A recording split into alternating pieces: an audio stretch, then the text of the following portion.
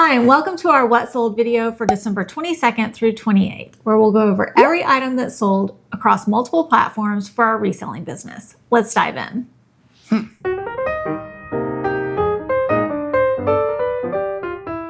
All right, the first item that we sold was a vintage lot of 3 Littlest Pet Shop replacement parts from multiple different playsets. They were not all from the same playset. These were all gifted to us, so they were free to us, and they sold for $18.38. Next up was a U.S. Army military field mess kit dinner fork, and Kevin got that at a garage sale where he got a bunch of bags of flatware, like various pieces of flatware. I think I paid $30 in total for all of them? For all the bags. And it was a lot of flatware, but they were the most tarnished flatware I've ever seen. I spent hours and hours and hours and hours cleaning those stupid things. Yeah, they were bad. So probably a bad purchase if you take into account the labor, But we've sold several pieces. Yeah, this one was stainless steel, so we really didn't have to polish this one. So I broke down our cost per listing, and it came out to $1.75. This one sold for $10.38. But I will say that all of the military pieces of flatware that were in those mixed lots were the ones that sold first. So something to think about if you ever find military flatware. It seems to sell well. Next up was a 2015 Hallmark Mary Miniatures Black Cat and Jack-o'-lantern figurine. This was purchased at a garage sale for $1, and it sold for $16.99. Very quickly. I think we got this across the street. I was thinking that too. Yeah. Next up was a 1996 Denny's hologram baseball card for the player Greg Maddux. This was Kevin's card, and it sold for $2.29. It's a nice set. Next up was a lot of 6 Initial D Project D DVDs, and I believe these. I know it's a lot of D in those videos, and those were, I think, Japanese anime. And we paid up for these because they were impossible to comp, and we bought a lot of anime DVDs at this garage sale, and some of the anime DVDs that I comped and that we sold a long time ago were worth quite a bit. So when I tried to look this particular setup, I couldn't find it, and I was like, well, maybe it's worth it. I'm going to take the risk. And we didn't lose money on it, but I don't think it was really worth it. So we made money. We paid $18 in total for these, which was $3 a DVD, and they sold for $29.99 on Mercari. I watch a lot of anime. I've never heard of Initial D, so yeah, I don't know what that is. Seemed like a really obscure one. I think it'd be worth more because it's obscure. I know. Next up was a North Face men's soft shell bionic jacket. It had some wear on the straps on the wrists, and we got that at a garage sale for $10. It sold for $37, and unfortunately it was returned due to a fit issue, so you'll see that we are in the hole on this one, and we've got it relisted, so hopefully it will resell and we can at least break even on it. We'll see. I feel like the North Face has just kind of the value's gone down, and it's just kind of lost its luster a little bit. So I don't feel like it sells as well as it used to. Mm-hmm. Next up was a lot of 16 Barbie doll earrings, and 2 of the earrings were singles. These actually came out of the ears of Barbie dolls that for the most part were found in the Goodwill bins. And a lot of those Barbies we just like lotted together in lots, and we're selling them off that way. But I had decided to take the earrings out and sell them separately because I felt like we could make more money that way. But surprisingly, Barbie earrings are quite difficult to get out, I guess, because they don't want, kids easily ripping them out of the ears and swallowing them or losing them and that kind of thing.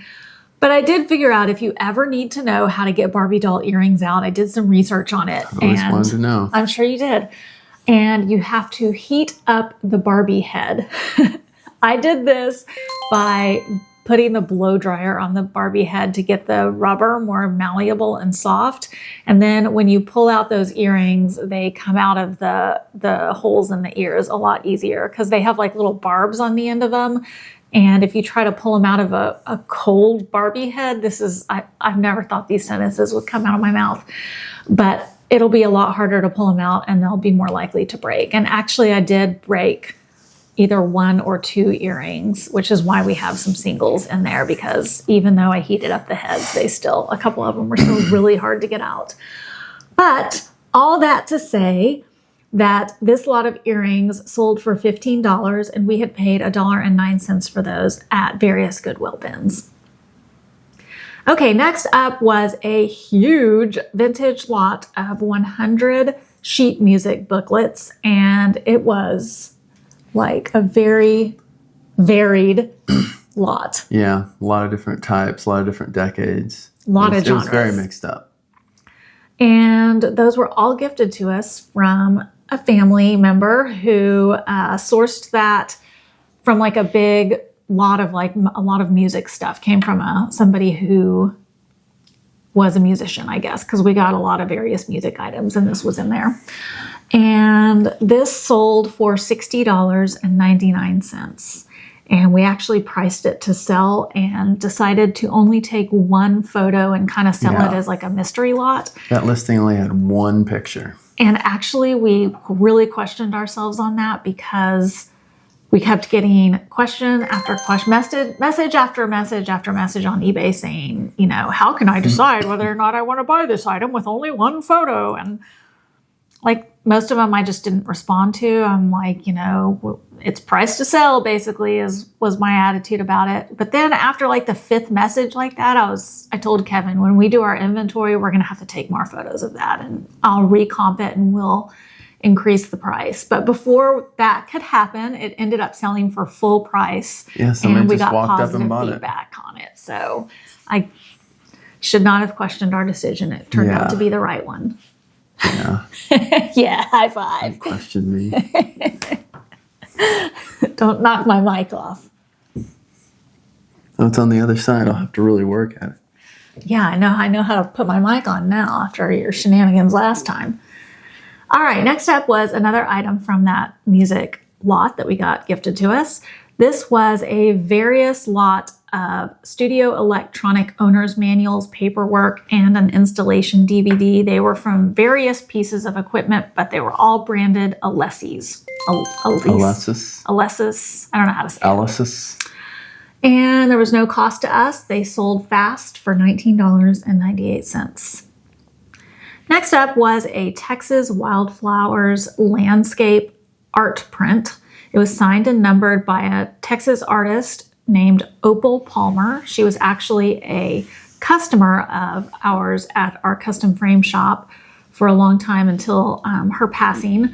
And we also sold her artwork in our store.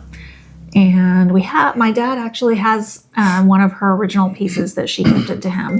So we have several of her signed and numbered prints in the wildflowers. And then we also have one that's like a winter barn scene. And we sell those every once in a while. Not that often, but every once in a while. And we were surprised when this one sold on Poshmark because we don't sell art on Poshmark. I don't think we've ever sold art on Poshmark before. Yeah. So this one sold for $28 on Poshmark.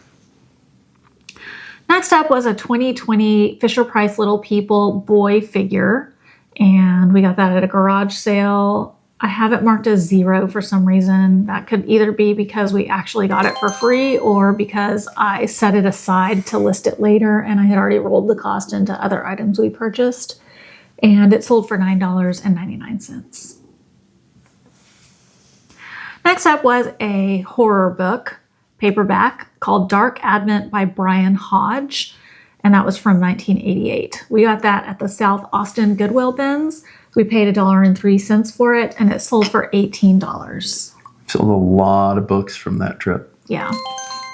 This one was a good one. And actually, it would have been worth a lot more, but had like a die cut out on the front cover with the mouth on it. You see the mouth picture? Like that, and one of the teeth was ripped off. Yeah, the teeth were like kind of gnarly and messed up from bad storage.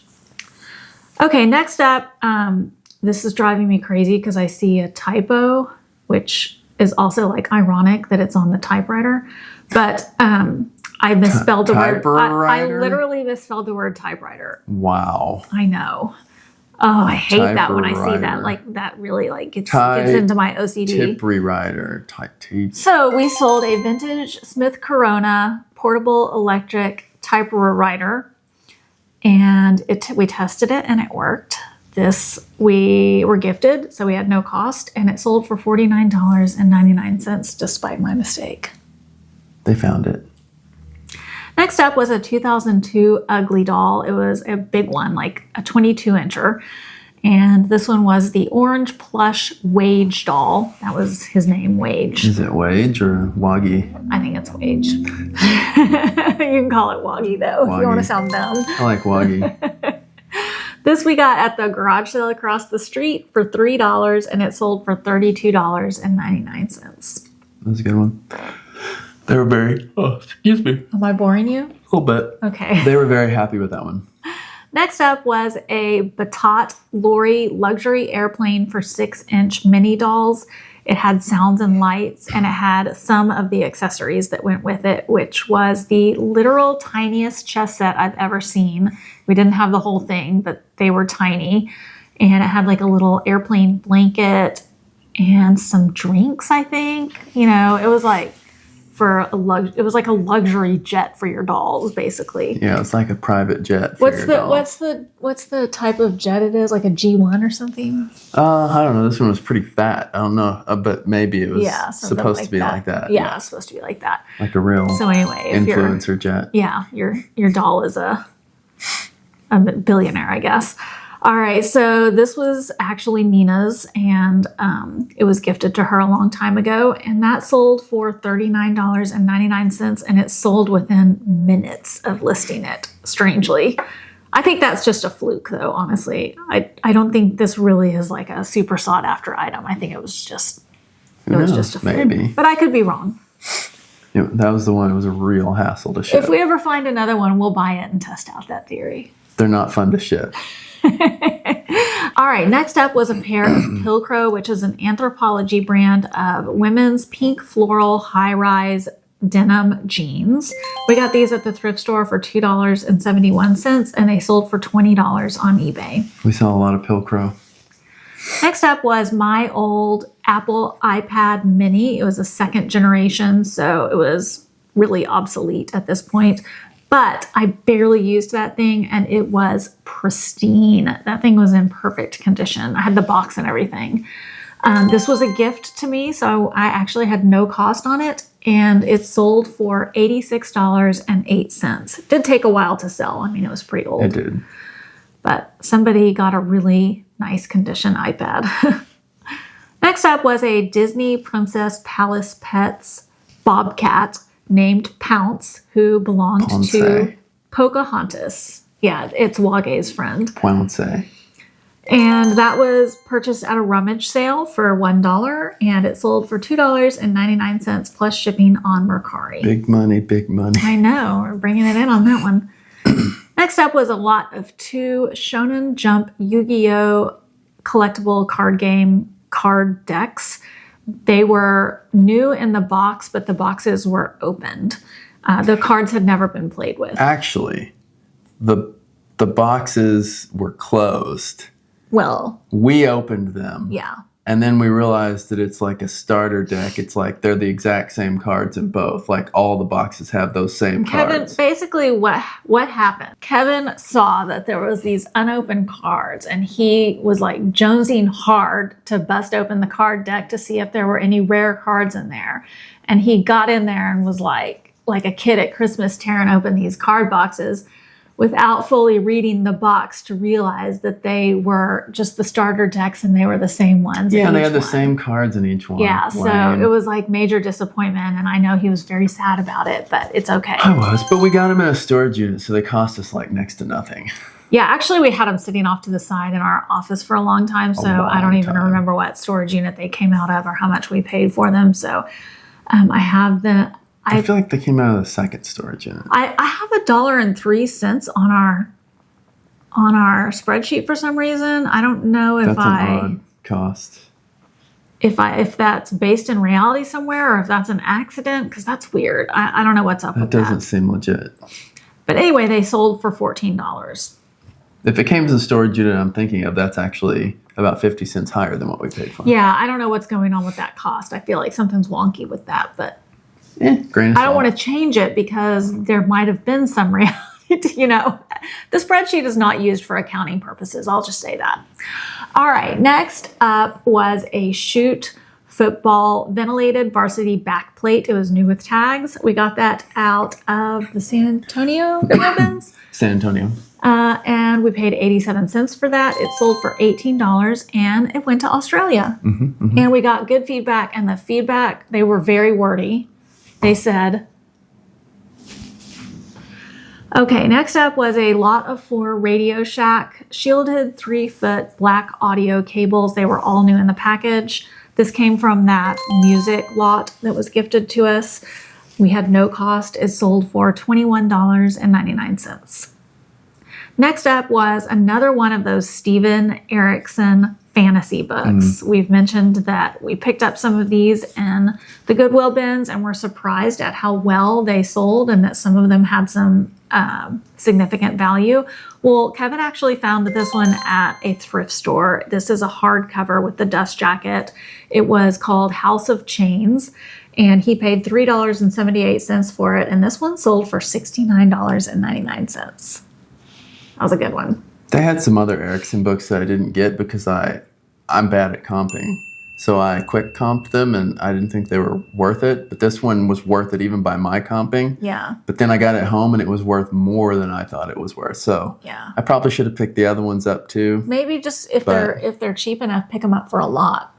Yeah. Yeah. That's the thing. This one was $3.78. The other ones were paperbacks. They weren't hardcovers, and they were also like $3 or $4. Yeah, that thrift they store's were gotten they expensive. were high, so that's why I didn't grab them. Okay, next up was a 2007 Radica Games handheld electronic 20 questions game. Some of these electronic handheld games sell for a lot for what they are, in my opinion. And even if they don't sell for a lot, people will buy them in big lots. So if you can get them for cheap enough, they are worth picking up. This one we got at the garage sale across the street for $1, and it sold really fast for $17.99. Next up was another item we got at the garage sale across the street that also sold fast. This was a Burton red and yellow tartan plaid snowboarding jacket. We paid $5 for it, and it sold for $45 even. Next up was a bad buy, unfortunately. This was a made for retail, which is like, I think the Target dollar spot maybe? I don't know. Or the Walmart dollar spot, I'm not sure. But it was a like kind of a pastel plaid print kids clip-on bow tie. It was brand new in the package, and I got actually either you or me picked up several of these at the Fort Worth Goodwill bins. I don't even remember. It's been so long. We picked up several of the plaid ones and several just solid gray ones, and we were like, oh, good, brand new with tags, quantity listing. And this is either only the second one or the first one to sell.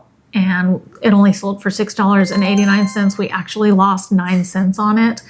And so when these sold, we were like, we got to get rid of these. So we actually, because it did not change the cost of the shipping, sent the lady who bought this plaid one also a gray one just as a freebie. And I almost sent her all of them because Yeah. it wouldn't have changed the shipping cost, but I was like, she probably doesn't want 7 Yeah. bow ties. So we donated the other ones and gave her 2. And we donated all the rest of them and took them down because at this point That's not worth it's costing the us trouble. money to sell them. Yeah. So that was a bad pickup, unfortunately. Next up was a vintage 1997 Mattel Barbie horse riding replacement jacket and neckerchief. The little necktie had some staining on the end of it, so that did devalue it a little bit. This was gifted to us out of the Barbie bag, and it sold for $11.18. Next up was an Ariat men's retrofit navy flannel pearly snap-up Western shirt. We got this at one of the Houston bins? Waco bins. And that was $2. It sold for $29.99. I always pick up the pearly snaps, but I think you picked that one up. I probably would have. I didn't pick up any clothes at that bin. She picked up all the clothes, I think, at that one. I would have picked it up for the pearly snaps, but also the brand Ariat. Yeah. It was a good combo. Next up was a pair of men's size large, long U.S. Army issue BDU Woodlands Camo Combat Field Pants. These were gifted to us, and they sold for $28 even. And they had damage. Yeah. And they still sold for that. And we got good feedback. Like they had buttons, a couple of the buttons were broken, and it had like a tear or a hole or something. Yeah. All right, next up was a vintage IBM Wheelwriter 3 electric typewriter. Is that like a typewriter? It's similar to a typewriter, but not exactly the same thing. Okay. And we also had an extra ribbon for it because Kevin got it at the thrift store for like $1.87 or something. Something really cheap. I didn't want it, but it was so cheap that I was like, I'll get it. I'll try it. So it powered on and it seemed like it was working, but it wasn't actually like it wasn't actually like it was. Everything worked except for the striker solenoid, the thing that makes the thing actually hit the paper. But we didn't realize that that's what it was. And at first we were thinking maybe the ribbon needed to be replaced. So we bought a new ribbon off of eBay, and our all-in cost for both the typewriter and the ribbon was $10. But as it turned out, it wasn't the ribbon that was the issue. It was the part that he mentioned. So what we ended up doing was just selling it as is for parts with the extra ribbon. And we packed it up in a box, and he shipped it via FedEx or UPS? UPS. He shipped it via UPS. It might have been I think it was UPS.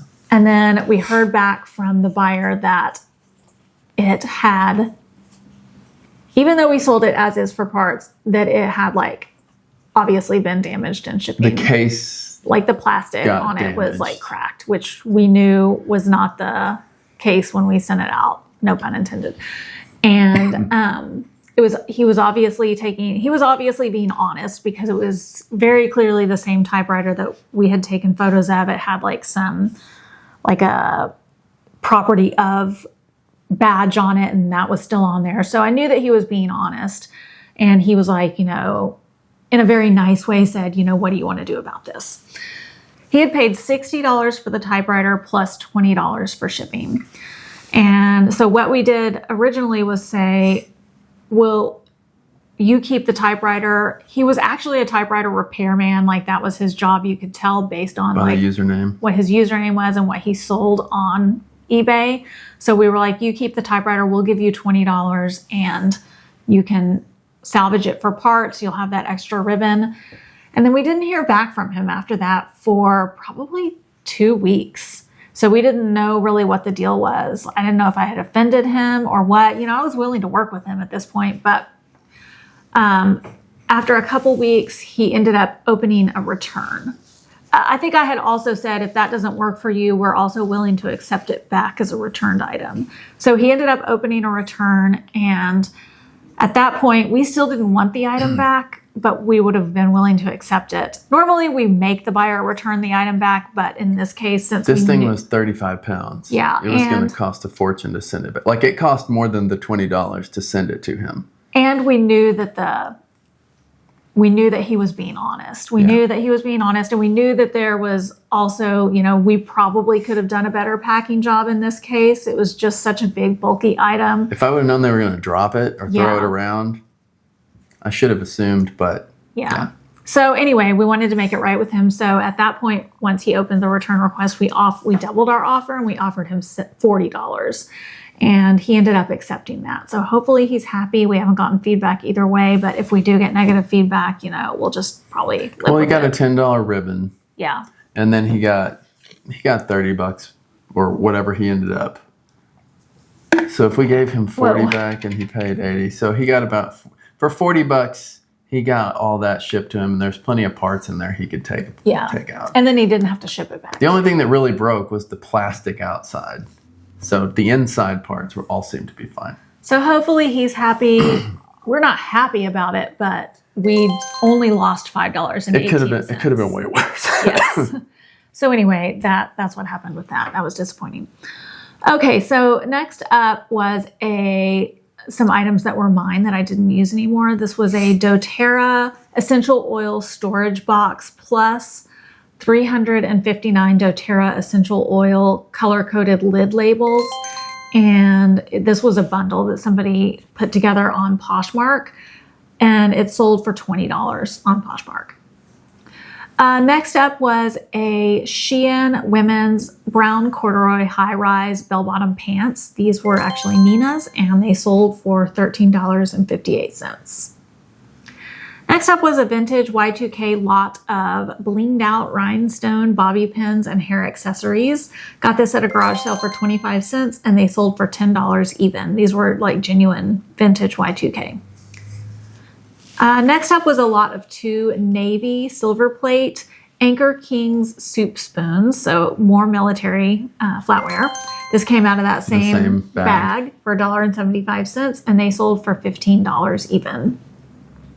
Next up was a women's brand new with tags Lucky brand black sheer Swiss dot peasant blouse top.